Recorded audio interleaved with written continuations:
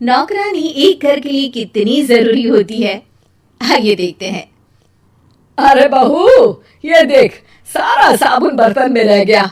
ये नौकरानी कोई काम नहीं करती, गंदा काम करके चली जाती है और ढेर सारा पैसा ले जाती है। अरे मम्मी जी, उसने तो साफ किया ही था। मेरे ही हाथ से इस ग्लास में सर्फ गिर गया था। अरे बस कर झूठी, उसे बचाने के लिए सारी जुगत लगा ले, लेकिन मैं तो इसे निकाल कर ही रहूंगी।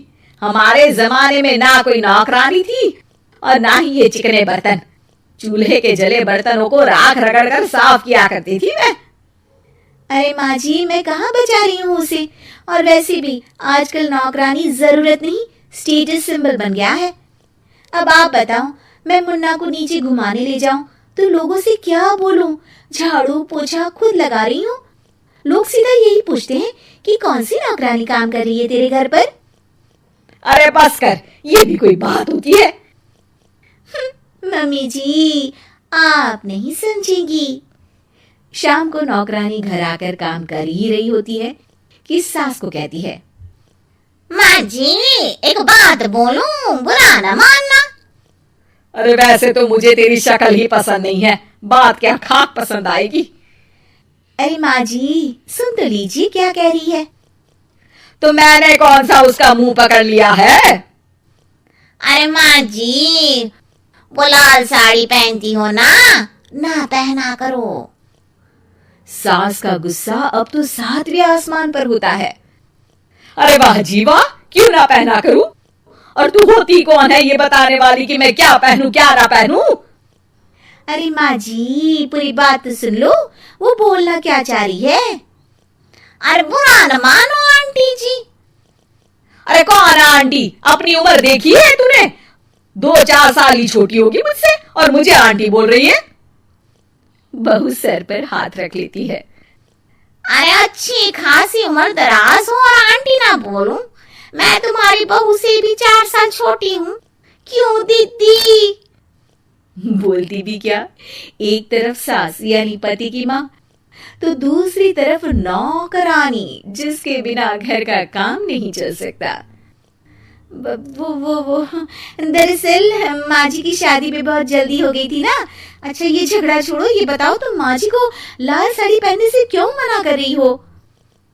वो ना, इनकी उम्र की सारी औरतें सोसाइटी में इनके लिए बात करती हैं कि तुम्हारी सास बुढ़ी घोड़ी लाल लगाम है।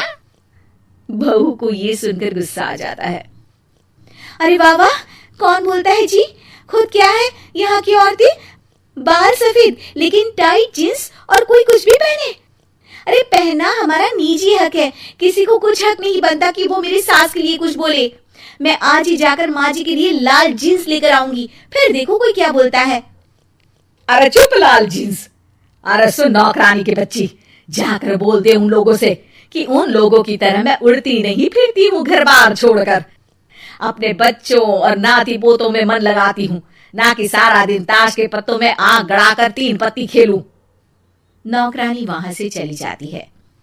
वैसे बहू, नौकरानी के क्या फायदे हैं ये तो पता नहीं, लेकिन सबसे अच्छा तो ये कि पता चल जाता है कि कौन किसके लिए क्या बोल रहा है। सोसाइटी में तेरा नौकरानी रखने का इरादा बिल्कुल ठीक था। अगले दिन उन लोगों के घर की बेल बजती है। बहू दरवाजा खोलती है कि सामने कुछ औरतें खड़ी होती हैं। अरे बहू, कहाँ है तेरी सास? बुला जरा। अरे बहन जी, आप सारी एक साथ आइए आइए, कैसे आना हुआ? अरे 3 पत्ते खेलने आई हैं, क्यों खेलोगी? क्यों नहीं क्यों नहीं, वैसे भी बड़े दिन हो गए, एंटरटेनमेंट हुआ नहीं। बहू जा जाकर पकोड़े तो बना ला। अरे बस करिए, आगे कुछ पीछे कुछ। वैसे तो कहती है कि परिवार पर ध्यान देती है, हमारी तरह 3 पत्तियां नहीं खेलती। हमने कौन सा परिवार छोड़ दिया? सास सक पका जाती है। अब ये किसने कहा? मैं तो कहती हूँ कि मैं भी थोड़ा बाहर निकलूं। आपने ही तो कमला नौकरानी से ये सारी बात की थी। सास और बहू को अब सारी कहानी समझ आ जाती है कि सोसाइटी की औरतें क्यों भड़क रही हैं। माफ करिए आंटी, मैं छोटी हूँ, लेकिन फिर भी पहले तो आप लोगों ने माँ की लाल साड़ी का मजाक उड़ाया था ना। हाँ हाँ उड़ाया था, लेकिन उससे पहले तो तुम लोगों ने हमारी जीन्स के बारे में बात की थी। अरे क्यों ना पहने हम जीन्स, तुम्हारे पैसों की थोड़ी ना है। सास और बहू सर पकड़ कर बैठ जाती है।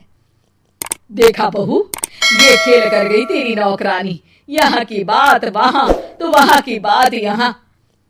दोनों किसी तरह औरतों को समझा बुझाकर घर भेजती है और कसम खाती है कि नौकरानी को नौकरानी ही रहने देंगी।